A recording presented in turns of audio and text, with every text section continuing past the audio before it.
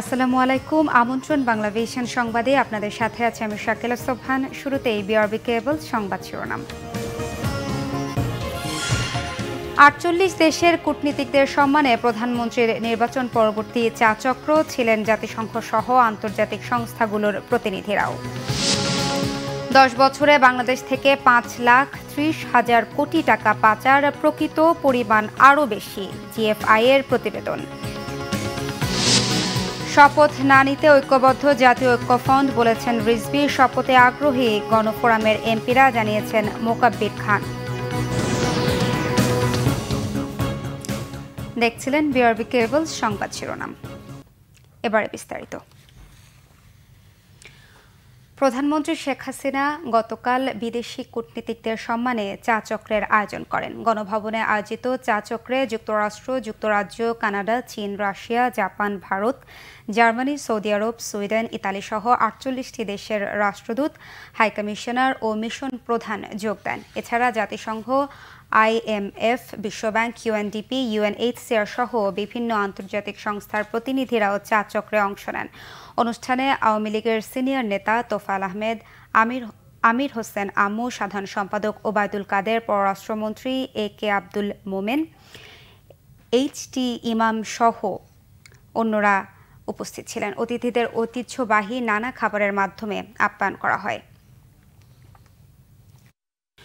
2015 সালে বাংলাদেশ থেকে পাচার হয়েছে প্রায় 50,000 কোটি টাকা, আর 2006 থেকে 2015 সাল পর্যন্ত গত 10 বছরে পাচারের পরিমাণ 5,30,000 কোটি টাকার মতো।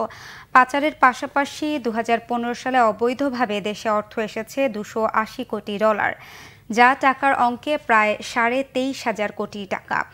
এ তথ্য জানিয়ে প্রতিবেদন প্রকাশ করেছে গবেষণা প্রতিষ্ঠান গ্লোবাল ফিনান্সিয়াল ইন্টিগ্রিটি GFI। প্রতিবেদনে তুলে ধরা হয়েছে 148 উন্নয়নশীল দেশের টাকা পাচারের চিত্র। সংস্থাটি বলছে, উন্নত দেশগুলোর সাথে বাংলাদেশের মোট বাণিজ্যের প্রায় 20 ভাগই পাচার হয়েছে নানা কৌশলে। পাচারকৃত টাকার বড় অংশই গেছে আমদানি রফতানির সময় পণ্যের প্রকৃত দাম গোপন করার মাধ্যমে। GFI এর হিসেবে 2014 সালে বাংলাদেশ থেকে পাচার হয় $897 কোটি, প্রায় 72,500 কোটি টাকা।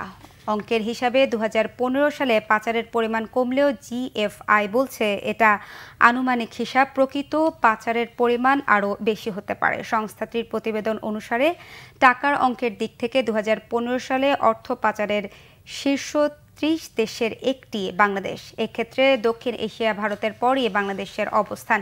GFI বলছে, টাকা পাচারের এই প্রবণতা টেকসই উন্নয়নের বড় বাধা।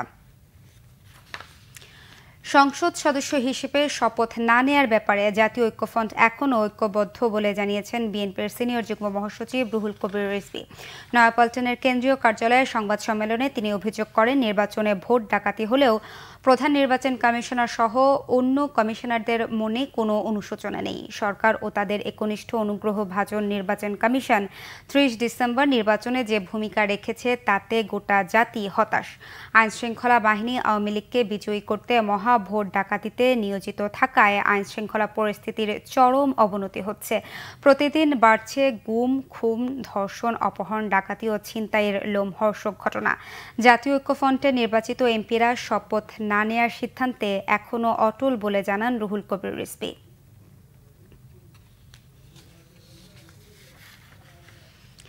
এদিকে সংসদ সদস্য হিসেবে শপথ নেয়ার ব্যাপারে গণফোরামের নেতা মোকাব্বির খানের মনোভাব ইতিবাচক। টেলিফোনে বাংলাভিশনকে তিনি জানিয়েছেন, তার দলের প্রধান ডক্টর কামাল হোসেনও এ ব্যাপারে ইতিবাচক মনোভাব দেখিয়েছেন। তবে শপথ নেয়ার বিষয়ে এখনও আনুষ্ঠানিক সিদ্ধান্ত হয়নি বলেও জানান তিনি। ব্যাপারে আমাদের যিনি দলের প্রধান, দ্বিতীয় প্রধান, উনার ব্যক্তিগত মতামত হলো ইতিবাচক। তারপরে আমাদের দলের বর্ধিত সভা হয়েছে, সেন্ট্রাল কমিটির মিটিং হয়েছে, তারপরে আমাদের যে নির্বাচিত, আমরা যে এলাকার থেকে নির্বাচিত হয়েছি সেখানের জনগণের যে আকাঙ্ক্ষা, সেই আকাঙ্ক্ষার কথাও আমরা জানিয়েছি, কিন্তু আনুষ্ঠানিকভাবে কোনো সিদ্ধান্ত হয় নাই।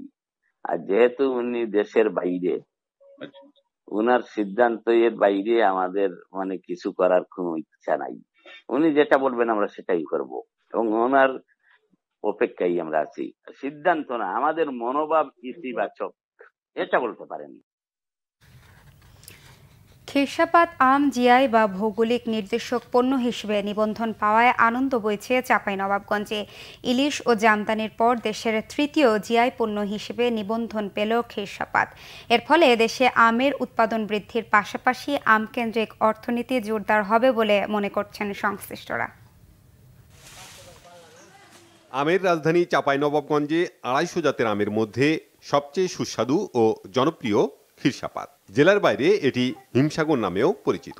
বাণিজ্যিকভাবে চাষ হওয়া সুস্বাদু জাতের এই আম দেশের চাহিদা মিটিয়ে গত ৪ বছর ধরে ইউরোপ ও মধ্যপ্রাচ্য সহ বিশ্বের বিভিন্ন দেশে রপ্তানিও হচ্ছে। তাই আম চাষি ও ব্যবসায়ী সংগঠনগুলো খিরসাপাত আমকে জিআই পণ্য হিসেবে স্বীকৃতির দাবি করে আসছিল দীর্ঘদিন ধরে। এই স্বীকৃতি অনেক বড় প্রাপ্তি বলে মনে করছেন জেলার সর্বস্তরের মানুষ। খিরসাপাত আমদের স্বীকৃতি পেল, এটা চাঁপাইনবাবগঞ্জবাসীর জন্য একটা বড় পাওয়া। খিরসাপাত আম মানেই বাংলাদেশ আর চাঁপাইনবাবগঞ্জ। স্বীকৃতি পাওয়ার পরে মানুষের ভিতরে একটা আলাদা অনুভূতি সৃষ্টি হয়েছে যে আমরা আরও এটার চাষ আরও বেশি করব এবং বেশি ভালোভাবে ভালো মানের আম তৈরি করব। সংশ্লিষ্টরা বলছেন জিআই সনদ পাওয়ায় দেশীয় এবং আন্তর্জাতিকভাবে লাভবান হবে জেলার খিরসাপাত আম। রপ্তানির আরও বেশি সুযোগ তৈরি হবে। বিশ্বের অন্য কোনো দেশ আর কখনোই খিরসাপাত আম হিসাবে এটাকে পরিচিতি লাভ করতে পারবে না।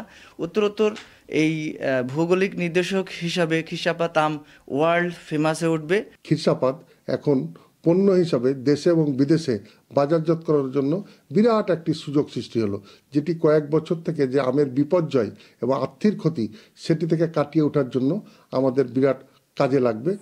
২০১৭ সালের ২ ফেব্রুয়ারি চাঁপাইনবাবগঞ্জের খিরসাপাত, ন্যাংরা ও আশ্বিনা আমকে জিআই পণ্য হিসেবে নিবন্ধনের আবেদন করা হয়। এর মধ্যে খিরসাপাত আমকেই স্বীকৃতি দেয় পেটেন্ট ডিজাইন অ্যান্ড ট্রেডমার্কস অধিদপ্তর। Bangla vision news. এখনকার মতো পরের সংবাদ সকাল ১১টায় দেখার আমন্ত্রণ রইল। এছাড়া ফেসবুকে বাংলা ভিশন সংবাদ সরাসরি দেখতে লগ ইন করতে পারেন facebook.com/বাংলাভিশনে। এতক্ষণ সাথে থাকায় ধন্যবাদ সবাইকে।